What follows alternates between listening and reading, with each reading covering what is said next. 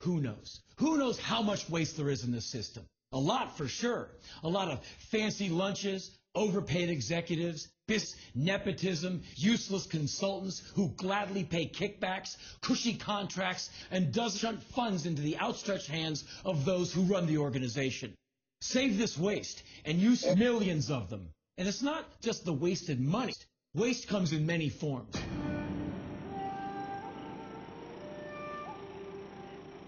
The system, ours, generates rubbish, garbage, refuse, call it what you will, in gargantuan, unimaginable, unthinkable quantities. In America alone, more than a quarter of all the is thrown away. And Americans aren't even the worst in percent. Billions of pounds of food, not millions, flushed down toilets, sinks and garbage disposals, and landfills, left to rot in the drain. You could feed 50 million people with that garbage. In a single stroke, wipe out starvation in the Horn of Africa. It could be done. This is no fantasy. The food is there, thrown away every day to be consumed. And you, how much food did you waste today? Scrape off your plate, throw out of the refrigerator, or leave behind when you walked out of the restaurant? How much unused food is sitting on your kitchen shelves and has been there for months or years, uneaten, pushed to the backwards, forgotten?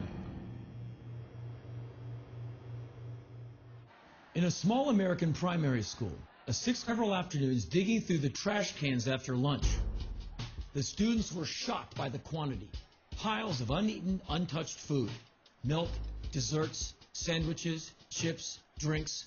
They sorted and counted all of it, then multiplied the results by 180, the number of school days in a result was a pretty good estimation of how much food would be school year.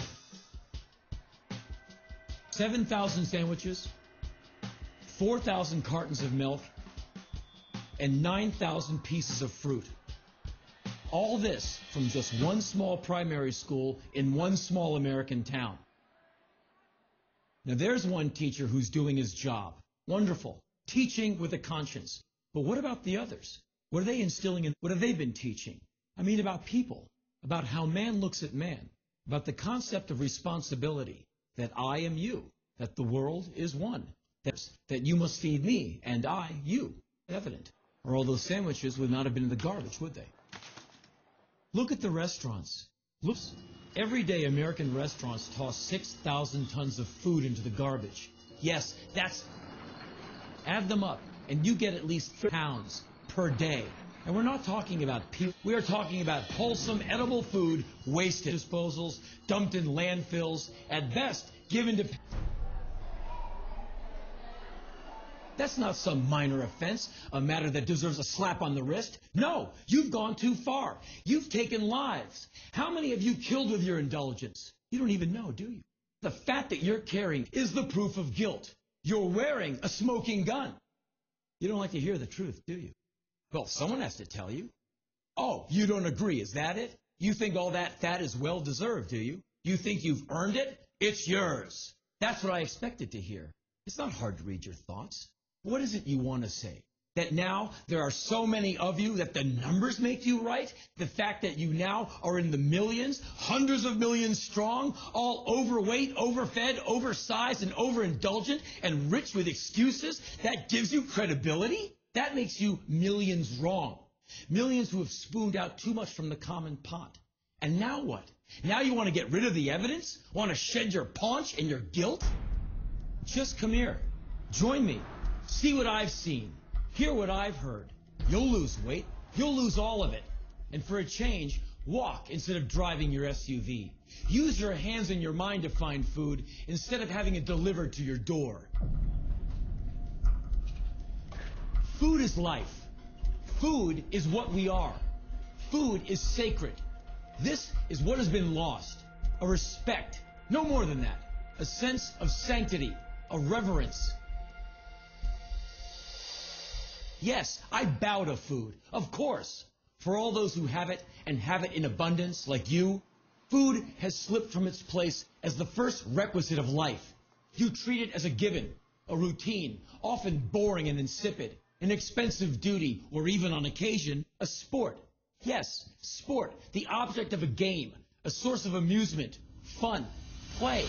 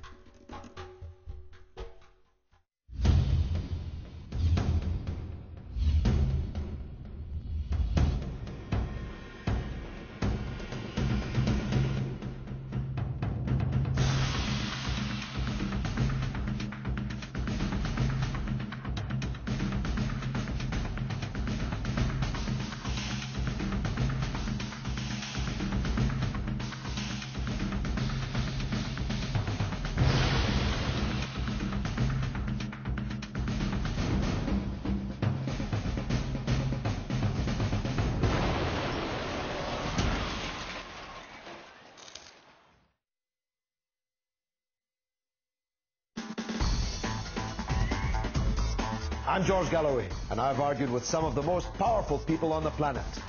From the US Senate on Capitol Hill, through British Prime Ministers from Harold Wilson, through Margaret Thatcher, to Gordon Brown and Tony Blair before him. But now, I'd like to argue with you. Here on Press TV, on Comment. You can ask me your question, you can put your point of view. All you have to do is email